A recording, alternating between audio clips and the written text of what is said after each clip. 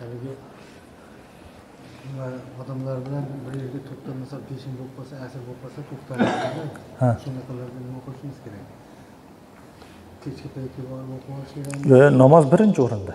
To'xtash kerak. Namoz har qanaqangi holatda birinchi o'rinda turadi, namoz o'qiladi. O'shaning uchun olib turgan odamlarga ham shartlashib, men namozxon odamman, sizlarga o'xshab men tika turib siyib ketavermayman deyish kerak-da.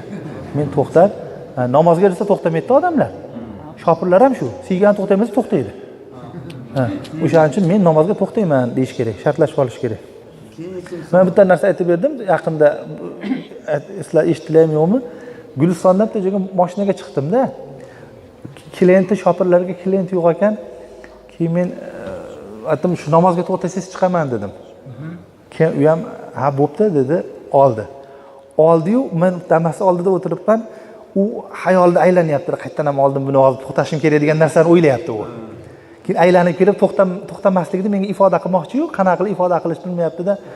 Endi aytishadi-yu, mashinada ham o'tirib o'qib kelsa bo'laveradi deyshadi-yu, deyapti menga kelib. Keyin aytdim, bo'laveradi dedim. Agar shopir iflos bo'lsa bo'laveradi degan dedim. Agar to'xtamasa bo'ladi. Yo'q, bo'ldi, to'xtayman. Ikkinchi savol. Hozir joylarga borganimizda, misol bugun shunaqa bo'ldi. Peshin namoziga shoshilib kirdimda, sunnatini o'qib tursam, o'sha vaqt bo'lib qolgan ekan. Toshkentda bizdan farq qiladi. 2 rakat o'qiganimda farzini boshlab bordim. Men nima qilishim kerak shunda? 2 rakat qolganda davom ettirdim o'zimga. To'xtatish kerak-da. Sunnatni to'xtatish. Sunnatlarni masalan bunday, peshinlarda sunnatini boshlashingiz bilan takbir aytib qolayotgan bo'lsa, endi birinchi rakatni o'qib turgan bo'lsangiz, ketaverasiz. Namozni buzib chiqib ketaverasiz, salom berib. 2 rakat o'qib. 2 rakat bo'lsa, attahiyotni o'qib tugatish kerak. Salom berasiz-da. Qo'shilib ketishim kerak. Qo'shilish kerak. Domla mumkinmi? Shu bir ro'za Ramazon oylarida taqvim chiqqanda, taqvimda bir ko'zim tushib qolgandi. Shunda aytilyaptiki, insonni boshiga musibat kelganda bunga sabr qilish farz. Ota-onasi o'tganda sabr qilish bu fazilat. Nohalikka sabr qilish bu makruh deb yozilyapti-da. Shunda endi to'g'ri, endi bu adolatsizlik, nohaqlik bo'lganda sabr kimga qilmaslik kerak? Jamiyatga bo'lgan nohaqlikami, xalqqami, qo'ni qo'shnigami yo o'zigami? Masalan, haqqi poymol bo'lib turganda birinchi endi sabr qilib o'tiravermasdan qo'lidan kelgancha harakat qilish kerak demoqchi-da. Qo'ldan kelib haqqini undira olmasa, iloji bari sabr qiladi. Keyin bunda sabr masalasi Shoh Valiyulloh Dehlaviy rahmatulloh alayhi aytadiki, insonda vali bo'ladigan 2 ta dam bo'ladi deydi. 2 ta dami bo'ladiki, o'sha damda inson vali bo'ladi. Qanday? Birinchisi shuki, musibat kelgan zahoti bu Xudodan desa.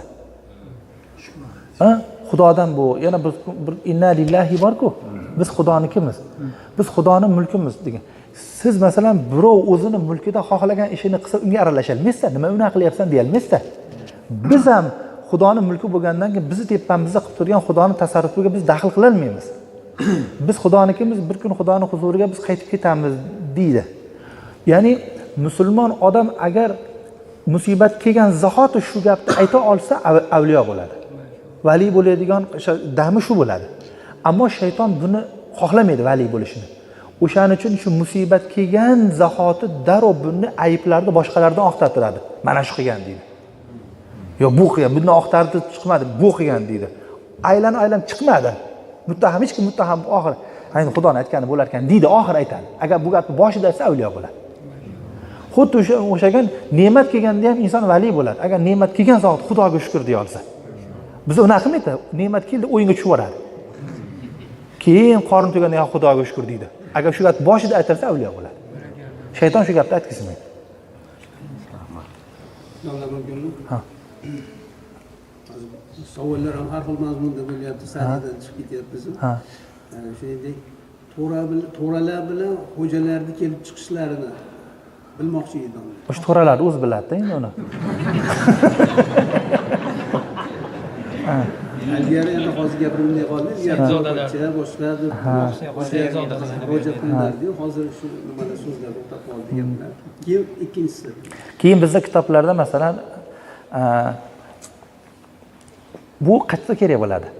bu masalan bunaqa masala. Bu to'ra, sayyid, xo'ja degan gaplar nikohdagi kufu masalasida kerak bo'ladi. Kufu degani teng degani. Teng. Masalan, boyvachcha o'zini qizini kambag'alga bersa, boyni qizi hech qachon kambag'alga kufu bo'lmaydi. Teng bo'lmaydi. Masalan, mana shu holatda nikoh bo'ladimi desa, nikoh bo'laveradi, lekin nikohda bardavomligi uchun tenglik shart lekin. Men boyni qiziman deydi. Bo'ysunmaydi. Uyni hamma narsa men dadam olib kelib bergan deydi. Qayerda chiroyli bo'lmaydi, hech qachon bo'lmaydi. O'shaning uchun kelin tomon kambag'al bo'lib, kuyov tomon boy bo'lsa bo'laveradi. Bizdagilar aksi, hammasi boyni qizni oqtaryapti. Men mana joyga xudo bo'ldim deydi keyin. Baman degani, musulmon qilgan Xudo rahmatsin aytadilar, boy degani dedilar. Baman joyga xudo bo'ldim deb. Demak, kufu masalasida endi qaysi bir joydaki odamlar o'zini nasabini oliy nasab deb hisoblaydigan bo'lsa, o'shanaqangilarni nasabini ehtiyot qilib shajaralar bilan saqlab yurgan odamlar bo'lsa, ular keyin oddiy odamga keyin kufu bo'lmaydi. Nimaga? Chunki bu qiz ertaga men Sayidzodani, To'rani qiziman deb turib, narigini bir tinga olmay qo'yadi. Shuning uchun o'ziga o'xshagani bilan nikohlab qo'yirish kerak. Agar yo men o'zimni nasabimga g'ururlanmayman desa, yashasa yashaveradi. Chunki sufolarda keladi, u qorachani o'g'li undan yaxshida agar ilmli bo'ladigan bo'lsa. Ikkinchi savolga o'ralib, ma'ruzada aytdilarki, namoz masalasida namoz vaqti kirgungacha qazo namozlarni, asr namozlarini masalan o'qisa bo'ladimi yo'q, shu joyiga tushunmay qoldim. Endi masalan bomdod vaqti kirgungacha, bomdod namozi vaqti, xufton namozi vaqti kirgungacha, lekin shom vaqti kirgungacha emas. Bunda biz gap aytdikki, qazo namozlarini qachon o'qiyman desa ham o'qaveradi. Illo 3 ta vaqtda o'qiy olmaydi. Kun chiqib turganda, kun qiyomga kelganda, kun botib turganda. Undan boshqa paytda qazoga taraf yo'q, o'qilaveradi. O'qib bo'lmaydi degan narsa namozlarga, nafillarga bo'lmaydi qachon? Bomdod vaqtida. Bomdodning vaqti kirdimi? Bo'ldi. Shundan keyin shu bomdodning 2 rakat sunnatidan boshqa narsa o'qiy olmaydi. Asrda o'qib bo'lgandan keyin ham toshxomgacha o'qiy olmaydi. Asrda o'qigangacha o'qisa bo'ladi. Asrda vaqti kirgan. Soat 4da asrda vaqti kirdi, 4:30da asrda o'qimoqchi. 4da masalan azonda aytdi, 4:30da o'qiy turganmi? Shu to asrda o'qiguncha qancha nafil o'qisa o'qaveradi. Asrda o'qiganidan keyin nafil o'qiy olmaydi. O'shandan keyin ham qazo o'qiyman desa ham o'qaveradi. Shomgacha.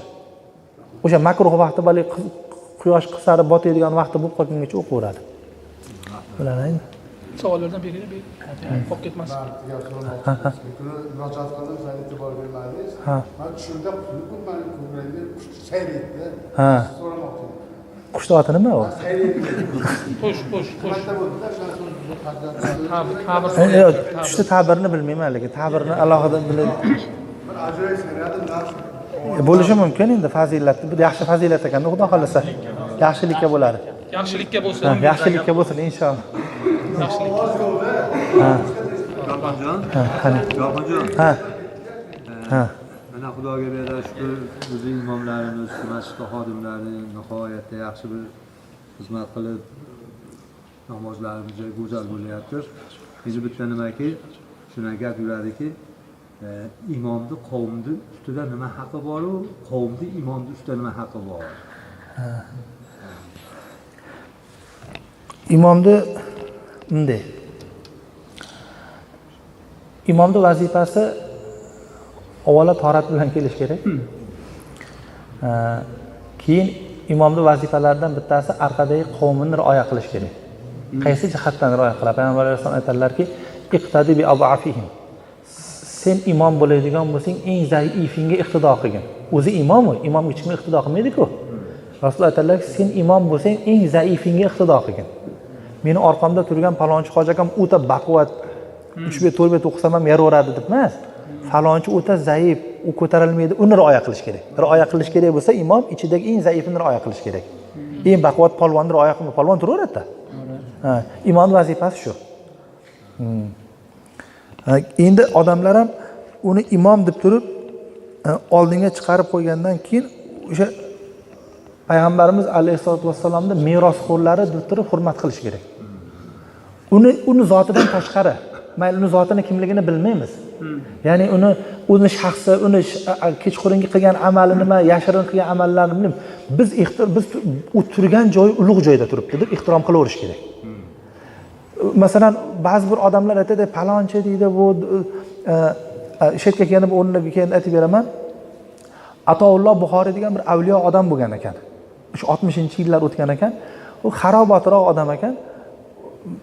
Madrasalarni qilib tashlagan, shu madrasalar duogo'yi bo'lib, xuddi o'zi rasmiy direktor emas, u hamma madrasalarimiz boshlig'i Atoulloh Buxoriy deb bilar ekan. Atoulloh Buxoriyning oldiga odamlar kelib, ta'sir bir masjid quruvdik, bizga imom kerak edi, bir qishloqdan delegatsiya kelibdi, 4-5 ta. Hamma shu madrasalarni hammasini shu o'qigan bolalarni madrasaga domla qilib beramiz, o'qityapmiz debdi Atoulloh Buxoriy. Desam, yaxshi-yu, lekin shartimiz. O'zi imom so'rab kelgan, yana shart aytayapti ekan. Sharti nima? Qanaqa? Imomimiz birinchi kelishgan chiroyli odam bo'lsin, boyda balasi bo'lsin, ilmi nihoyatda komil bo'lsin, qori murattab bo'lsin, birovdan tama qilmaydigan bo'lsin, rosa fazilatlar aytib ketgan ekan Atoulloh Buxoriy. Sizlarga imom kerakmi, payg'ambar kerakmi degan ekan. Ya'ni imom bo'lgandan keyin uni nafsi bo'ladi, u ham gunoh qiladi. Ya'ni begunohlikni imomdan istamaslik kerak. Siz namozni chiroyli qilib o'qib beryapsizmi, ag'i bilan shug'ullanmaslik kerak. O'tirgan maqomi payg'ambar alayhisolatu vassalomga merosxo'rlik maqomi. Ba'zi bir odamlar, omi odamlar aytar ekanda, bu odam unaqa deb gapirsa, Ilyos Gumman degan odam aytadi-da,